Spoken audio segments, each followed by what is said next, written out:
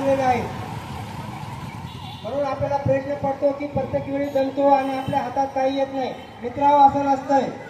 काही कागदोपत्री गोष्टी असतात, त्यांचा पाठपुरावा नेमकी झाला की नाही यासाठी विचारणा करण्यासाठी आपल्याला सगळ्यांनी जमावं लागतं आणि जमल्यानंतर आपण विचारतो की नेमकी पुढे काय झालंय।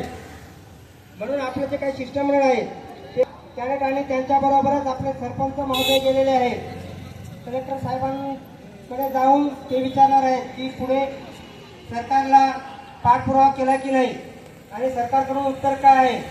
त्यानंतर आणखी पुढील काही दिशा असतात त्या आपण आणखी 1-2 दिवस ठरवून अल्टिमेटम देऊन करणार आहोत। पण जे पण काही आतापर्यंत घडामोडी चालू आहे त्यांची जी माहिती आहे ती माहिती बऱ्यापैकी आपल्याला 90 ते 95% सकारात्मकच येताना दिसते। आणि सगळ्यात महत्त्वाचं या ठिकाणी पोलीस प्रशासन असेल त्यांचा आपण आभारच मानायला पाहिजे, कारण सहकार्य हे अगोदर पण होतं आणि आता पण आहे आणि यापुढे पण असेल। आणि आपण असं कोणतंही कार्य किंवा कोणतेही काम करत नाही की जेणेकरून त्यांना अडथळा निर्माण होईल किंवा सुव्यवस्था बिघडेल। म्हणून आतापर्यंत आपण शांत बसलोय, शांत बसून आपला हा मार्ग काढायचा आहे आणि जर मार्ग नाही निघाला तर येणाऱ्या काळात नक्कीच आपण काय एजेंडा घेणार आहोत ते आम्ही पुढे आपल्याला सांगणारच आहोत।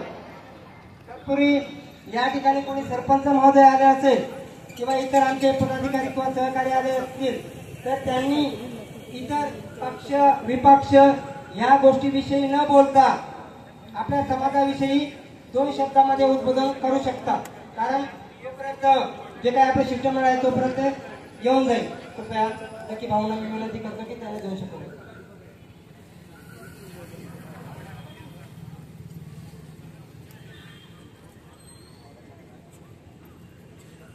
आज आपण तब्बल 21 दिवस झाले ऊन वारा पाऊस झेलत 13 जिल्ह्यातील आदिवासी तरुण त्यांच्या न्याय हक्कासाठी स्वतःचं अस्तित्व जिवंत ठेवण्यासाठी आदिवासींसाठी जो पैसा आणला शासनाने, तर या देशाचे मालक आदिवासी आवर्जून तो पैसा कायदा अंमलात आणला। त्यामुळे 17 वर्गाचे जे पद आहेत आदिवासी पैसा क्षेत्रात त्यांच्या जाहिराती निघाल्या। आदिवासी मुलांनी डोळ्यात तेल घालून अभ्यास केला आणि अक्षरशः परीक्षा देऊन पात्र पण झाले, परंतु जाणून बुजून या फसवणूक सरकारने, मिंदे सरकारने, अजितदादाने आदिवासींना अक्षरशः 1 वर्षभर मिटिंगावर फसवलं। त्यामुळे सर्वप्रथम या शासनाचा जाहीर निषेध करतो। आज मान्य सुप्रीम कोर्टाने कुठलाही आदेश पारित न करता जाणून बुजून आदिवासींना त्यांच्या हक्काच्या नोकऱ्यांपासून वंचित ठेवण्याचं काम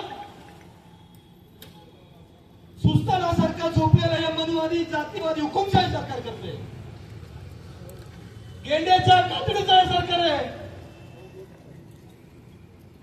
21 दिवस झाले तरी ते जागा होत नाही। ते जागा होण्यासाठी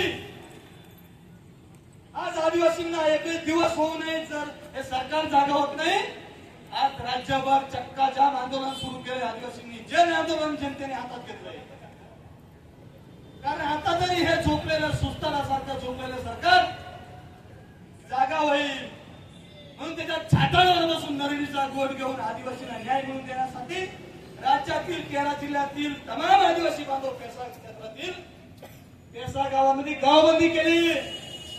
आरोग्य विभाग वगळता सर्व शासकीय कार्यालय राज्यभर बंद केले।